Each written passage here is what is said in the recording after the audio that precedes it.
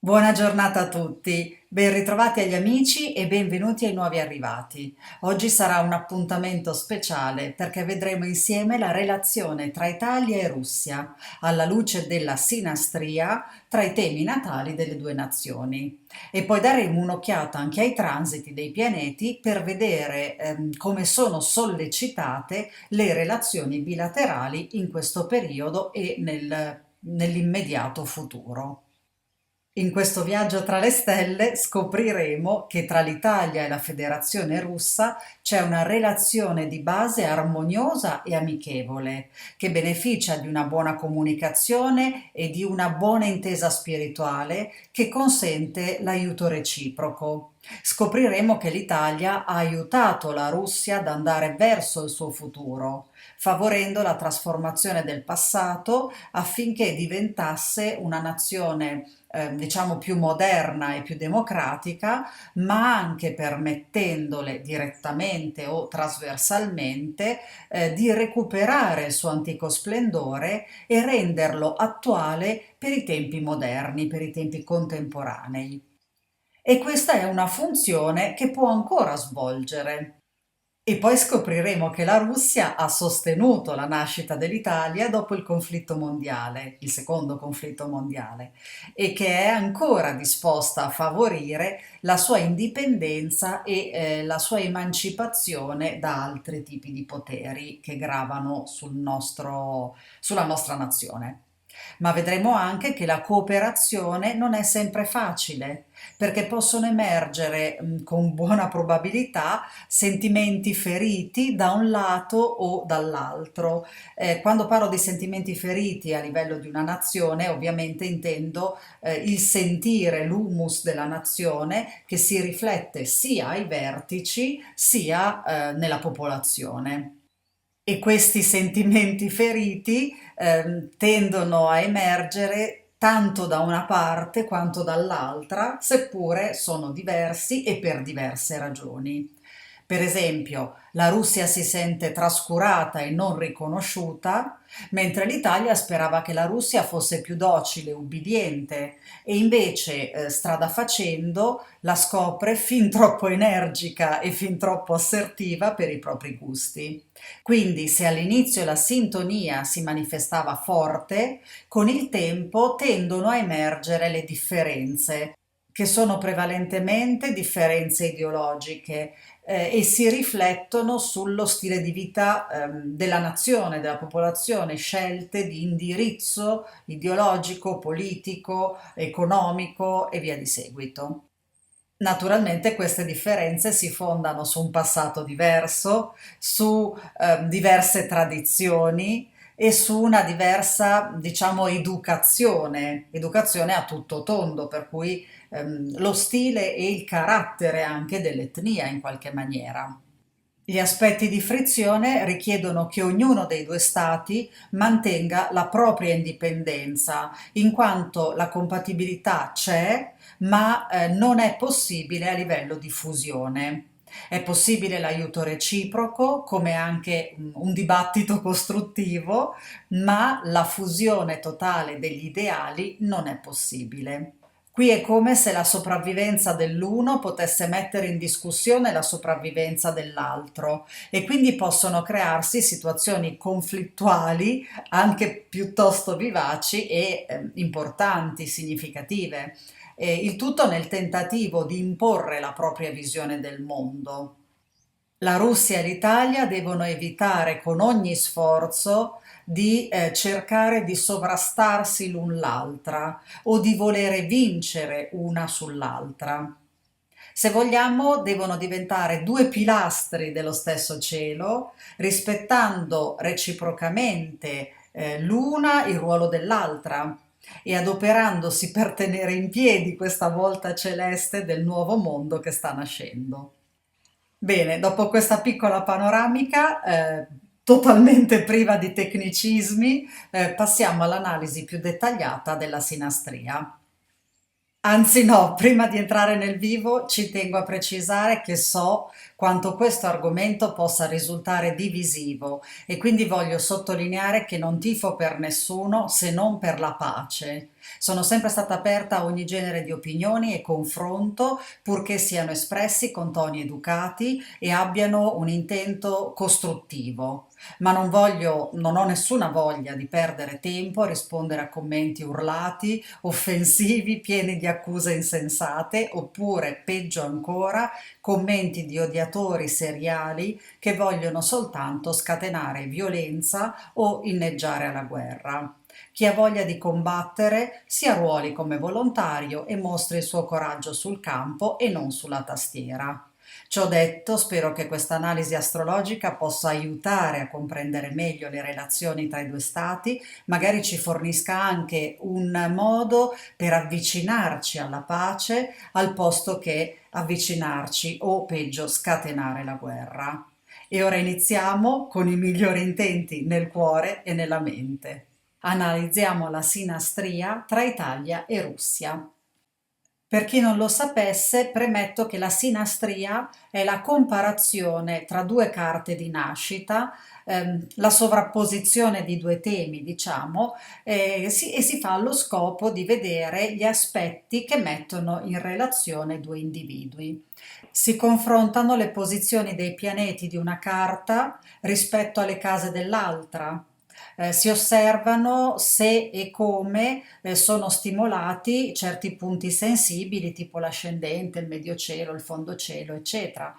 Si controllano gli aspetti tra i pianeti e ovviamente si verificano altri particolari, il tutto con lo scopo di mettere in luce la compatibilità tra due persone, gli stimoli che possono fornirsi vicendevolmente, ma anche gli attriti o i legami karmici e via di seguito.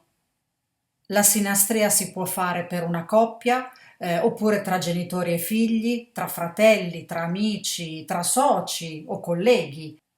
Insomma, fra due soggetti che per un verso o per l'altro condividono una vita o un legame particolare o un percorso di lavoro e via di seguito.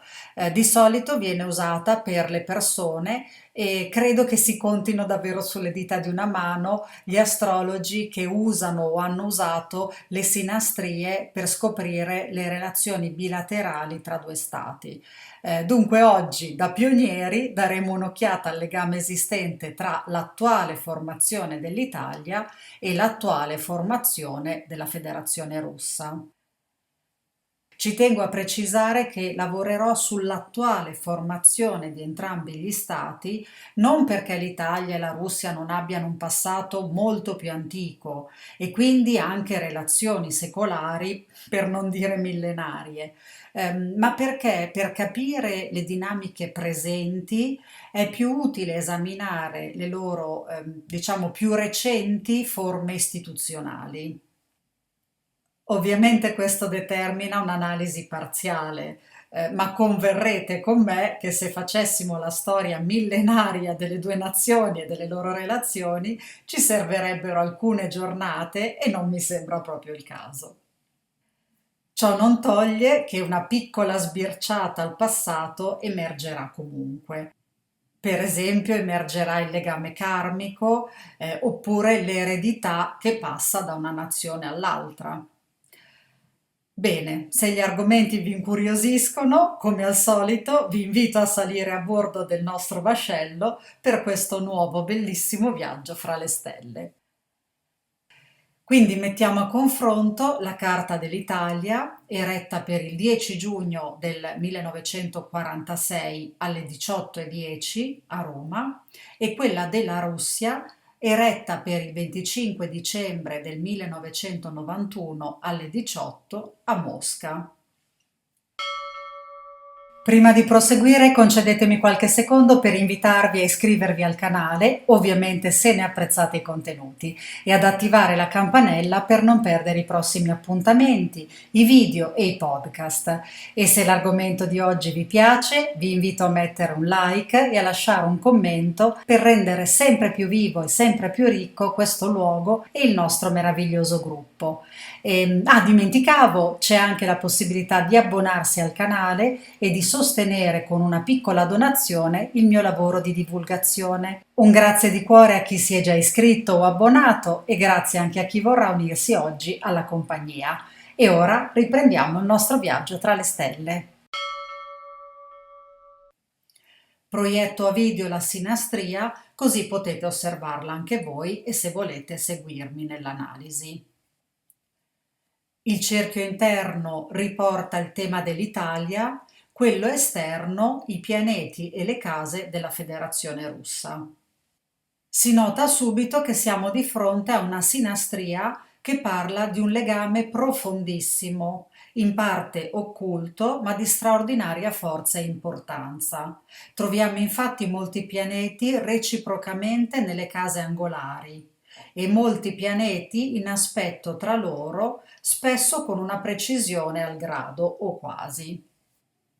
Come prima cosa è palese l'influsso che ognuno dei due paesi ha esercitato sulla formazione dell'altro. L'analogia sembra incredibile, ma è sotto i nostri occhi. Il Plutone della Russia è congiunto all'ascendente dell'Italia e il Plutone dell'Italia è congiunto all'ascendente della Russia. Come a dire che ognuna delle due ha sostenuto l'altra nella propria delicata operazione di rinascita. La simbologia plutonica, che si riferisce alla Fenice capace di risorgere dalle proprie ceneri, è espressa in maniera impressionante se teniamo conto che l'attuale Italia si forma o si fonda dopo la seconda guerra mondiale e l'attuale Russia dopo lo smantellamento dell'Unione Sovietica. Quindi sono veramente due nazioni che risorgono dalle loro ceneri. E qui si nota che in entrambi i casi quell'energia sotterranea e creativa tipica di Plutone, della volontà segreta di Plutone, è stata offerta dall'una all'altra e viceversa. Naturalmente Plutone è anche il simbolo di intrigo, di servizi segreti, di operazioni occulte, quindi non è tutto oro, amore e luce, ma non si può negare che in congiunzione all'ascendente sia il segno chiaro di una volontà forte di vedere sorgere o risorgere l'altra nazione. Tra l'altro, almeno da parte russa, è innegabile che si tratti di un'operazione fatta con sincero amore, dato che anche Venere è congiunta all'ascendente dell'Italia. Ma facciamo un passo indietro e osserviamo la carta comparata nel suo insieme. Qui, ripeto, salta all'occhio che la Russia ama davvero l'Italia, ama il suo stile di vita, la sua cultura, la letteratura, l'architettura, la bellezza, come mostrano i pianeti in casa prima, ma anche gli aspetti della Luna e di Venere. Inoltre qui abbiamo ben 5 pianeti nell'elemento Terra delle case 2 e 10 dell'Italia. La Russia stimola quindi la parte concreta della nostra nazione, fa leva sul suo prestigio, sul potere, sulla fama, sul senso dell'economia e sul desiderio di benessere. Potrei azzardarmi a dire che la porta in palmo di mano e che le mette a disposizione un terreno stabile e affidabile per consolidare e aumentare la propria autonomia e la propria ricchezza. Ovviamente deve esserci una reciprocità e la Russia appare interessata anche a guadagnare a sua volta dalla ricchezza dell'Italia, diciamo a beneficiare del patrimonio artistico e creativo e in un certo senso anche a sfruttare il prestigio dell'Italia per trarne dei vantaggi a livello internazionale. Dal canto suo, l'Italia stimola la Russia a sviluppare i propri progetti, fornendo appoggi diplomatici e ancor più fornendo appoggi di tipo imprenditoriale. Vediamo infatti tre pianeti nella casa undicesima, tra cui Urano che segnala proprio l'imprenditoria privata e Giove in casa quarta a indicare la classe borghese italiana che investe sul territorio russo.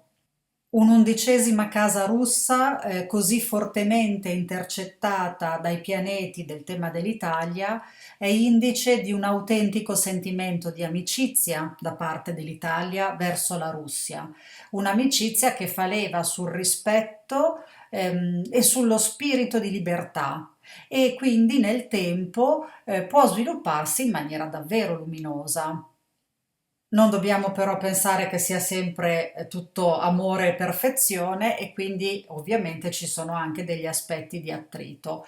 E tra le due nazioni direi che quella più insidiosa per l'altra è proprio l'Italia, che a volte si rivela una vera spina nel fianco. Quel Saturno in casa dodicesima mi lascia proprio vedere questa sorta di spina nel fianco, mentre a volte, al contrario, si presta a lenire le ferite, perché qui troviamo anche Venere nella dodicesima casa. Inoltre, con il nostro Saturno nella dodicesima casa della Russia, è praticamente scontato parlare della presenza di un debito karmico. E qui lascio a voi il compito di immaginare a che cosa potrebbe riferirsi. Credo che qualcosa come 80 anni fa siano un buon punto di riferimento. Ma è altrettanto vero che questi due pianeti uniti riproducono i valori della bilancia e in dodicesima casa parlano di un destino di giustizia. Quindi, in altri termini, potrebbero indicare il risanamento del debito karmico. E adesso vediamo di porre l'accento su qualche dettaglio.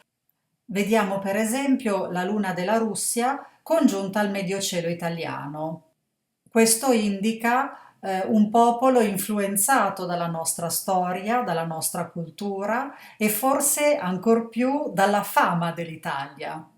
In sostanza, la nostra nazione è sicuramente popolare, apprezzata e guardata con stima e ammirazione. Tra l'altro, sempre nella nostra casa decima, troviamo anche Giove. Giove che qui indica la classe dirigente e le istituzioni che sono molto ben disposte verso l'Italia. Addirittura potrei dire che sono ispirate dai nostri valori. Il Mediocielo è il punto più alto dello zodiaco e racconta di come veniamo visti dagli altri. Potremmo paragonarlo al cappello che svetta in mezzo alla folla e quindi si fa notare, è immediatamente riconoscibile. E lo stesso vale anche per una nazione che può mostrare un elmo, una bombetta, una coppola o una corona. Bene, il medio cielo dell'Italia è al primo grado della Vergine e quindi in quella che potremmo chiamare l'ultima incarnazione, l'ultima forma istituzionalmente assunta, l'Italia indossa un cappello da burocrate e non è un caso se siamo sommersi dalla burocrazia. Ma i russi no, i russi vedono ancora la corona del leone che brilla giusto un grado prima, memoria e testimonianza del glorioso passato della nostra nazione. Tra l'altro, basta anticipare veramente di 10 minuti la data di nascita dell'Italia perché il medio cielo cade in Leone. E infatti ci sono alcuni astrologi che considerano le 18 invece delle 18:10 e quindi le attribuiscono giusto appunto la corona. Ma non c'è bisogno di sindacare sul minuto, dato che quando le case cardinali cadono su una cuspide, si tende a considerare i significati di tutti e due i segni. E qui, in entrambi i casi, quindi sia che cada in Leone o in Vergine, la casa decima è praticamente tutta occupata dal segno della Vergine e quindi indica effettivamente la burocrazia, come ho già detto appunto, ma indica anche il lavoro e la nostra Repubblica è fondata appunto sul lavoro. indica anche il servizio agli altri e una missione di autoperfezionamento. Ok, mi sto perdendo e sto divagando. Di queste cose ho già parlato nel tema dell'Italia, per cui non mi dilungo. Tornando a noi, l'intercettazione della Casa Decima ci fa vedere come la Russia, in un certo senso, assorba l'anima antica dell'Italia e si senta l'erede di Roma, preparandosi a diventare la terza Roma. Mm? Vediamo poi che l'affetto e l'apprezzamento tra i due popoli sono fattori condivisi, quindi non è soltanto la popolazione russa ad apprezzare quella italiana, ma la cosa è reciproca. Lo evidenzia il sestile fra le due lune e il bellissimo trigono tra Venere e Venere. Anche se gli italiani sono ehm, diciamo non sono esattamente in sintonia con il rigore del popolo russo e i russi temono un po' l'aggressività degli italiani. E poi qui non possiamo non notare che gli italiani, per quanto affascinati dall'habitat russo, sono anche molto golosi delle ricchezze del sottosuolo. Quindi questo affetto potrebbe anche nascondere un che di interessato. Da un punto di vista più politico, la Russia potrebbe giocare un ruolo molto importante per l'emancipazione dell'Italia da altri poteri esteri e aiutarla ad acquisire maggiore autonomia. Ma questa funzione tende, diciamo, a tradursi in un peso oppure in un pericolo per l'Italia, in quanto si scontra direttamente con le nazioni straniere che non vogliono perdere la loro influenza sul nostro paese. Da parte dell'Italia, invece, l'influenza si esercita maggiormente sull'evoluzione interna della Russia. Diciamo che appunto è una fonte di ispirazione artistica e quindi l'influsso si esercita nell'arte, nel teatro, nella letteratura, eccetera. Ma c'è anche la possibilità di promuovere progetti e collaborazioni interessanti e proficui per entrambi che, specie per la Russia, possono rivelarsi utili anche sul piano internazionale per acquistare o meglio riacquistare lustro agli occhi dell'Occidente. Qui potremmo dire moltissimo scandagliando il cielo in tutti i suoi dettagli, ma adesso vorrei dare un'occhiata all'orientamento dei nodi lunari per capire come incidono l'uno sull'altro a livello di futuro, ecco, di missione evolutiva, ma soprattutto che cosa potrebbe riservare il comune futuro a queste due nazioni. Allora, il nodo sud dell'Italia è nella casa quinta russa in congiunzione a Marte. Possiamo dire che il passato, dal punto di vista positivo, ci ricorda ancora l'influenza italiana sull'arte russa, sulla cultura, sull'educazione, sugli spettacoli e anche sullo sport. Il passato negativo invece ci mostra la guerra, una guerra che ha inflitto un duro colpo al cuore della Russia, che potrebbe essere facilmente considerato un tradimento inaccettabile. E qui direi che il riferimento alla seconda guerra mondiale è palese, ma l'Unione Sovietica ha vinto e questo ci rimanda dritti dritti nel nodo sud della Russia in rapporto al tema dell'Italia. Il nodo sud della Russia si trova nell'ottava casa italiana, in quadratura a Nettuno e a Chirone.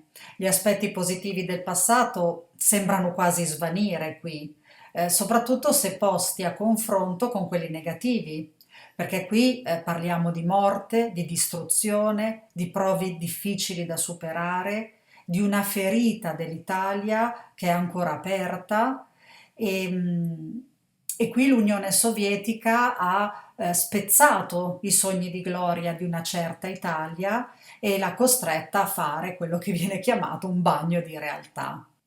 Anche perché il nodo sud ha delle caratteristiche saturnine e qui è in quadratura a Nettuno, quindi il bagno di realtà a mettere alla prova i propri ideali è assolutamente descritto in maniera ineccepibile.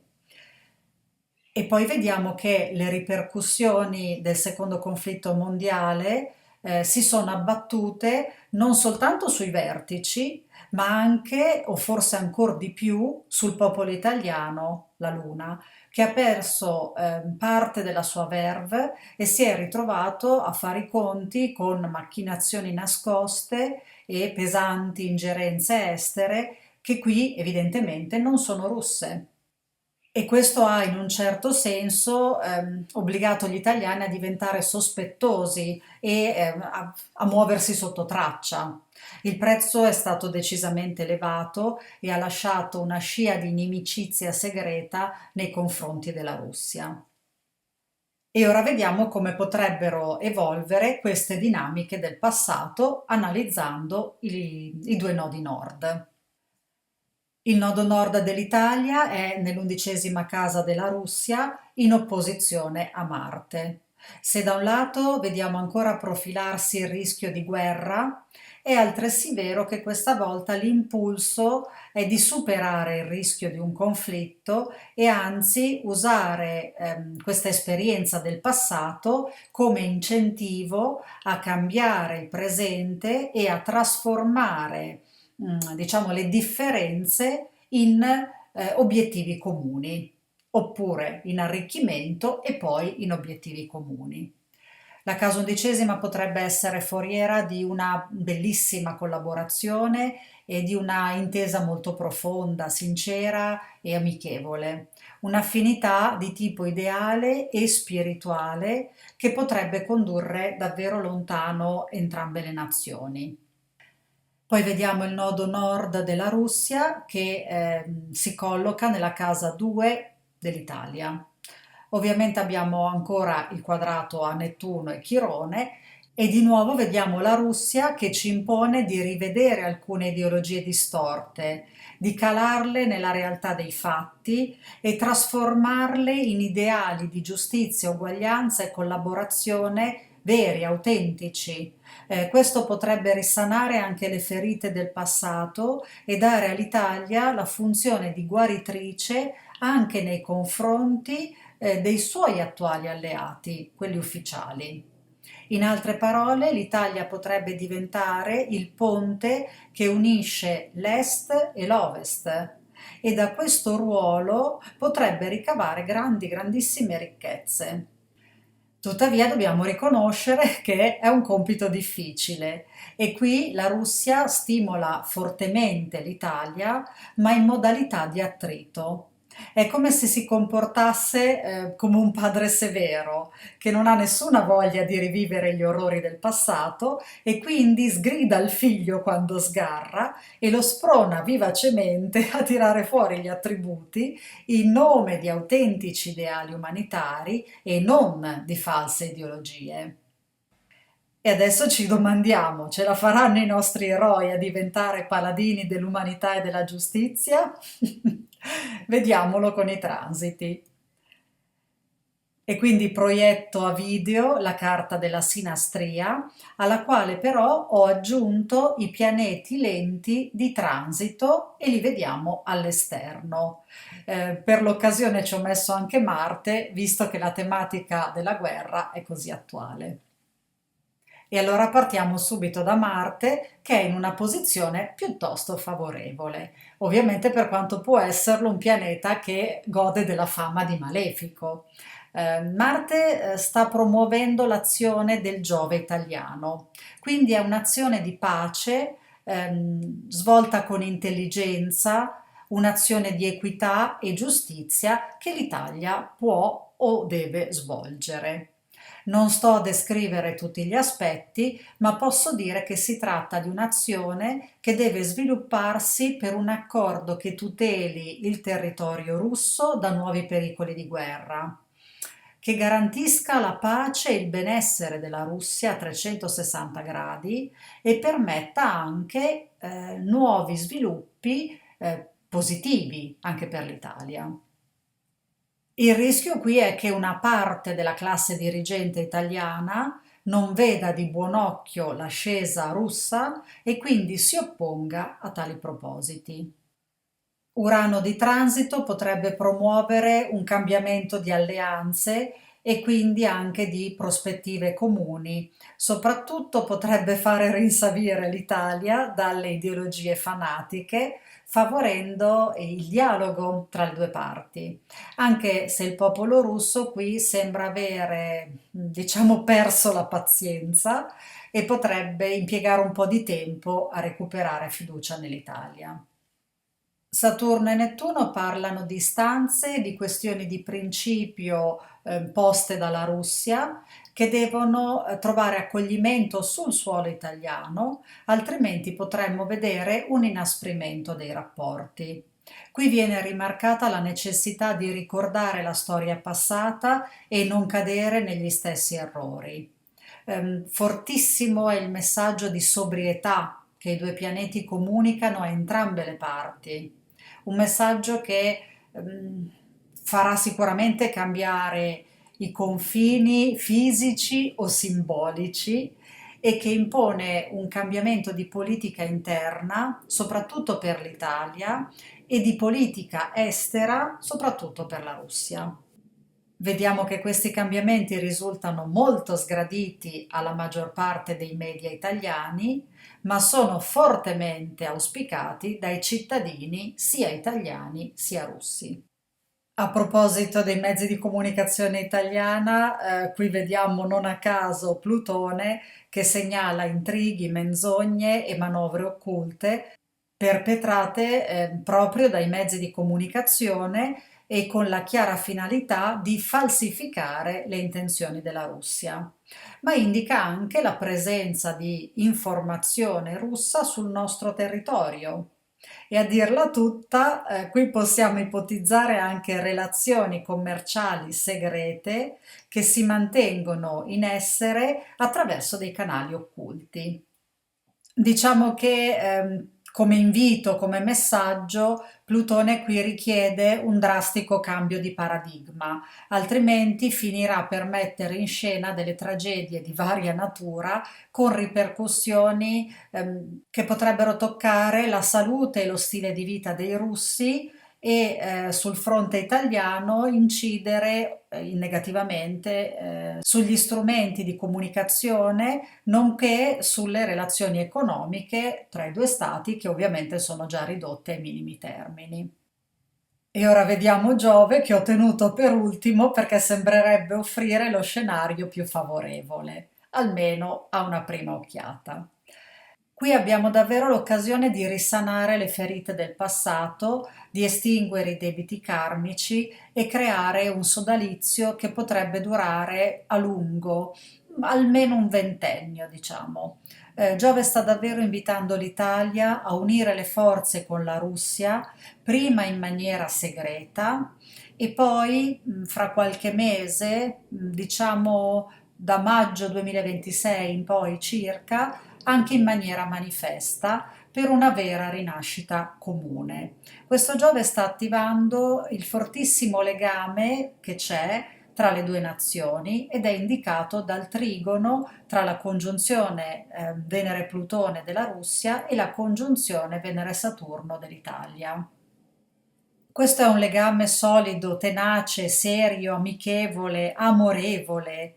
È un vincolo che secondo me è impossibile spezzare e mi lascia pensare che con l'influenza di Giove attualmente in essere possa fare davvero superare tutti gli ostacoli esteriori.